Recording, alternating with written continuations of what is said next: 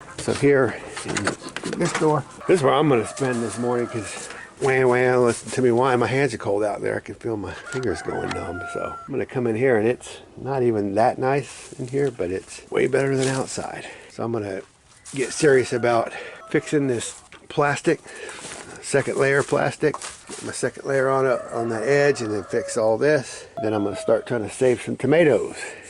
I'm going to put them in a cold frame and then give them extra light. I got some, then that's probably what I'll do with one of these panels, which is just right on the other side of all this. It's just right up there. I could bring a wire down, and I'll try to run my LED lights. I got like these rope light kind of things. When I get the little grow beds in place for the tomatoes, then I'll give them more light. I'll give them like 12, 14 hours of light, including the daylight that we get, and then I'll shut them off. And I had to change my watering system. This thing leaked like a sieve. It just didn't work well. This little coupling there, it's two different brands of pipe, and that other brand of drip line, it just won't seal right. So I gotta find my old pieces of drip line to use, and that way it won't leak like crazy when I turn it on. And now that I have the chicken area separated, all this dust will be gone as well. It's just super nasty with all that chicken fluff and dander and dust just getting stirred up and pushed in here. A tomato trying to grow right there. I see a lot of wilting, so but some of those plants you can see where the tips didn't wilt, so maybe those tomatoes, it's like, it's probably not trying to save this one. I think it's frost damaged. But if it's green all the way out to the tip of the leaf, like some of these, probably I'll be able to save it. But I gotta sort through all that. It's gonna be a little bit of a trick. So I'll clear this out down here first, get my second layer patched up so it can hold better temps. And I did want to keyhole all this, so because I think that's the direction it needs to go, but I'm not going to spend that much time on it. Just use it as is and maybe get some cold weather crops in here just to eat. And I'm going to have to put some rat traps just in case we have rodents. And I see this hole here that wasn't here before, so I don't know if that's just rain or is it from digging. And just for future reference, these are my aquaponics tanks. What are they? Look at how many gallons. 350 gallons each times 3. It's 1,050 gallons, and then the smaller one over there. And I do have in my floor here, that's my main tank where it recovers and pumps out of. That's kind of where all the drain tank or whatever you call it. And right on top of here is a shallow well. Under this, I have a shallow well, which I'm also going to put a pump on, which that might be interesting for some. So I'm going to put a hand pump. Static water is only like 17 feet down. I'll put a hand pump, and then I can water this whole greenhouse without anything other than just a little pitcher pump. So I thought that was cool. So anyway, I'll be working on it. Stay tuned. But I will show you this when I get it cleaned up. I'm going to get a radio, put in a few hours out here, cleaning this up. Then I'll go work on those posts. Just when we have as much heat as we're going to get. So thanks for watching. I'll keep you updated. So I'm out here working. I got the radio going. I got some gloves on. And where's the little thing I found? I found a little red tomato. Oh, there it is. Take that in later and eat it. That dude's about a little treasure, huh? So kind of the process here of sorting through all these vines and this whole unkempt mess. So I find a vine. You see how it's got green on it? Okay, so I got green, and wherever it turns brown, just cutting that off, and then I'm just pulling that part out and tossing it, the brown end. And I'm just going to keep doing that whole process through all of this until I get some room to work on this plastic and also see what kind of plants I have left. So yes, the Save the Tomato initiative continues. I'll be in here at least till after breakfast. I eat a very late breakfast. I eat 2 meals a day. Maybe interesting, or maybe not, but I fast through the night and into the morning. And then I have a late breakfast, and we have kind of an early dinner while we try to eat a second meal, but kind of right at dark, just before. And then most of the rest of the time I'm not eating. And I've dropped 6 sizes, working on dropping more of that. But that's another story. Point was is breakfast time is one of the key points in the day that kind of determines my work. I work up to breakfast, and sometimes I change pace. I might get the kids to help me after breakfast doing something. So, found myself a green tomato. We'll save that and let it ripen. have some kind of tomato into January that we grew. So anyway, I just wanted to show you my process of working through all of this. Wow, it'll take a little time. Nice in here though. Kind of nice being able to just pick your work environment, stay productive, and adjust yourself to the weather. It's a big part of homesteading, I think. That way you don't wear yourself out. If you choose your best work environment and still remain productive, you have options. And on a cooler day like today, you come in the greenhouse and work towards that goal. On a warmer day, you make sure to stay outside as much as possible. And that's what gets you through the winter in these short days. And I will preach at you as far as these short days. When you're tired, sleep. Try not to eat so many carbs, which is your body's trying to go into survival mode because of winter and short days. Overloading your body with carbs makes you weak. And not getting enough vitamin D, it makes you weak. Get outside, get some sun on yourself. And part of what we do here is when I get this cleaned up right here, this area, it's sunbathing. But we keep our clothes on. Don't get excited. We get out here and we'll just play cards or something, and we'll just have benches set up, and it'll be 70 or 80 degrees in here, it'll be 20 degrees outside, and we'll get sun on our skin, and it keeps us healthy. That vitamin D, man, we're all deficient on that. You need to get your vitamin D any way you can, and it'll keep you healthy. Really, really will.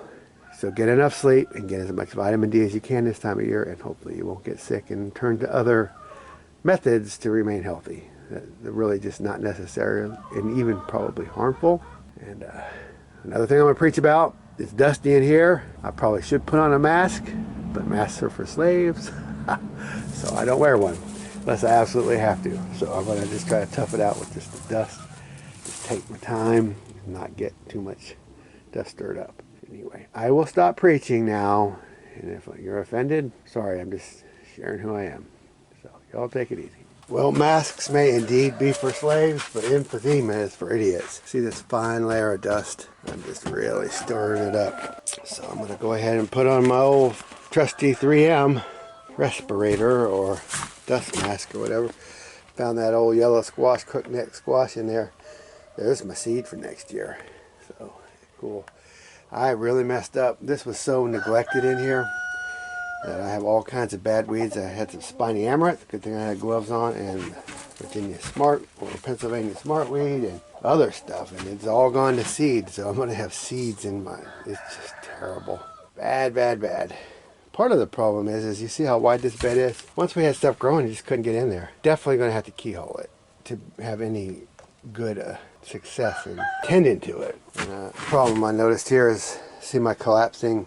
This is my return tank where the water, all the water from all the tanks comes, and then it pumps it back through, kind of like the catchment tank. That's what I'm standing on here, and we dug down the clay on both sides, and there's only like, 30 inches of soil collapsing between the two. I think the best plan is going to be to take advantage of this fence post, kind of like a sill bottom of the door type thing. Take advantage of that. I'm going to put a little wood bridge across this because I could get in there and try to shore all that up, but it's going to be a lot of work. And actually I'm like, why not just dig it out or just let it keep collapsing and deal with it that way? Because there's going to have all those pipes running through and everything. So I'll just build a little bridge across to save that. The rest of it over there is fine. Just it's a problem right here. The tanks are actually buried, so all that dirt will go in around the tanks. I just didn't have enough dirt. I'll bury these tanks in there, so there won't be any collapse in this part, just down here. And I guess when I get this tank flipped over and working, then maybe I can fill it in with dirt. Anyway, we just had that collapsing. I've got this much done, so I'm going to keep working. This is like one vine I saved here. I'm not sure it's going to do anything. We'll give it a shot though. We'll let it try. It may not have given up just yet. I know if I dig it up, it'll be over. But we'll see if we can get it to do anything. And down there, I think where it stayed warmer, because the second layer was all shredded through here, then you had this end. So obviously the warmer temperatures kind of hung out back down that way. I'm not sure we're going to save any of these tomatoes. We're going to try though, just to see if it can be done really. We could just start seedlings here in a month, but we'll see what we can do. So we're losing light rapidly. I was going to share with you what I ended up doing today. I didn't do anything else I was talking about other than just the greenhouse. I've been working on it all day. So I have this squash plant, still got some green on it. This squash plant Still got some green on it. Doesn't really know it's dead. It's got some leaves. It's covered in all that dust, so I knocked the dust off. And I got a lot of this tomatoes off the floor. Now this right here is what I'm going to work into containers into the floor here, into just the base of the greenhouse. That's why they're not up, and that's why I didn't water this part. Now, it's super dry in here. You can see those cracks. It's a miracle to me that this stuff survived in here. It must be very deep-rooted and very persistent to still be alive after very little moisture and temperatures that should have killed it. I guess just when it didn't get that cold in here, the greenhouse, even in shambles, held enough temperature to keep this stuff alive. So I got it up on this pole, a lot of it, and then I watered it because it just really needed it. It's not ideal. It took a lot of time just to do that. I will definitely be pruning and training and trying to train suckers. I'm going to put a secondary cold frame in here with solar powered LED lights, because I got 12 volt lights, kind of hard to find. 12 to 24 they'll run on. I'm going to run them on 12 though. And we'll just see what it takes to just maybe not, well, maybe I'll have a battery just so they run at night, but I don't know exactly what it's going to end up looking like, but we're going to figure it out and get some secondary cold frames with LED lighting. It's going to have lids on there, so we'll take the lids off during the day or on warmer days, and then on cold nights we'll put the lids on to hold the heat in there. And then I'll also try to put a drip line in there so it'll be easy to take care of them for the next few months. And hopefully, if we can keep them alive, I also have heating pads. I was considering incandescent bulbs to keep the temperature up so they can make it through the winter in here. It may not ever freeze in here, but I mean, even like lower 50s, 40s can kill tomatoes. Not these, apparently. So anyway, this is what it looks like cleaned up. I did want to show you, these are the strips from my sawmill from boards that I left from my water tower. I just saved the scraps, and I'll just cut them up, and I'm going to just tack them up with a couple of these 2-inch drywall screws. Those are fine thread, but they'll work. I've already started putting the bottom on. I'm going to get this plastic wrapped around there on that little corner piece, and then up there, get all that on before dark and hold the temperature in. I might work on that little air leak there at the bottom of the door. Big leak. And there's a pretty good sized leak on the other end by that door. So anyway, this is what it ended up looking like. Got it kind of cleaned up and organized. When I was watering, I got the bricks wet just to knock down some of that dust. Here's some of the squash I found. Some of the tomatoes. There's actually tomatoes hanging right there. We'll see if they hang in there or not. Don't know. There's a couple more right there. It sure ended up being a lot of effort. Hope it was worth it. Not complaining. I just got a little over dedicated to the project, I think. And I'll probably put in some winter greens, just get some drip lines in and some winter greens in that are not going to need the secondary heat. Just the double layer of insulation will help them enough to make it through the winter. And maybe I'll string up some LED lights to get a little more, hopefully, growth out of them. So as you see, I do have 2 layers on this greenhouse. I didn't even take it down this summer or anything. I just left it. There's a little hole right there. I gotta fix that, where the tomato grew through and yanked it down. So I'll get the 2 layers on, and that helps quite a bit with the double layer walls and ceiling, and then the secondary cold frame. We'll see if it can be done. This back wall is insulated. It's got like HVAC foil lined insulation, 1.5 inches thick. Then I also use foam up here. So this whole back wall is insulated, kind of just a heat trap. And then this is my thermal mass. And this one's empty. Nope, it's got water in it.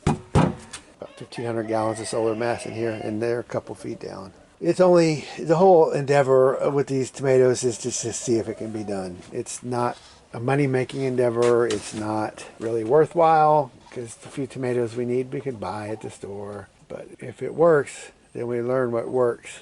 And then I maybe can share that with people that are interested, and it can be a money-making concern, or, you know, survival type thing. If you can keep tomatoes alive, then you can keep just about anything alive. Because peppers are tougher than tomatoes. Tomatoes are like the first thing to die, besides like purslane, which really doesn't like the cold. It kills amaranth pretty quickly, but I mean, tomatoes are like one of the indicators you had a frost. So the point being is, if we can manage to keep those alive, we can manage to keep just about everything alive except like subtropical, tropical plants. Which the tomato is really a subtropical perennial. We just grow them as annuals. So anyway, I do digress. I'm going to get this all buttoned up before dark. And the temperature in here is currently 64. And it's probably like 35 outside. Even with the leaky doors, and it says it's 50. I don't believe it for a second. I don't know why I never trust this thermometer. It is in the sun, so no, it's more like, I mean, it might be low 40s out here. If it is, but even that is a 12-degree difference, 14-degree difference, if both thermometers are accurate. Which is not bad, I guess, considering it was mostly cloudy day today. So I'm going to get to work, and maybe if I have enough light, I'll show you what it looks like when it's buttoned up. And I'm going to have to start on those cold frames tomorrow, these short days. Just really cut things short. This is where we would be sunbathing, by the way, over in this area. So it's not huge, but it's something. Of course, now it's shaded by all these tomatoes. Still might probably be worth getting out here. So anyway, it's wiggle out for now. Not the most excellent solution to all of it, but I used the scrap from when I put the outside layer on. That's the scrap piece right there. And then I use another scrap piece in that corner. And yeah, I rounded the corners a little bit, but why not cut down on the air volume in here by rounding the corners? It's got a layer on the outside and it's got all that air in between. So why not? And it was easier. I just rolled some of that extra plastic from the ceiling right on down around to the top of the window, and I closed in that door a little bit. Not done yet, but I think I'm done for today. So yeah, I also took up all the drip lines that leak, and I'll put that older style drip line that doesn't leak back on there. So I can't believe it, but it took me all day to do this. So it needed to be cleaned up, so there you have it. Not a whole day, it's just the days are so short. It's like if you get out here at 9, it's 9 to 5, an 8-hour work day maybe, and I wasn't even working all that time. I was doing other things. It just seems a lot less efficient this time of year. It was a nice comfortable day in here, and it wasn't a really great day out there. And the cold front did push in, so the temps are going to drop tonight for sure. We are at, according to this, now we're down under 60, 58. Not great. All right, see you in the morning.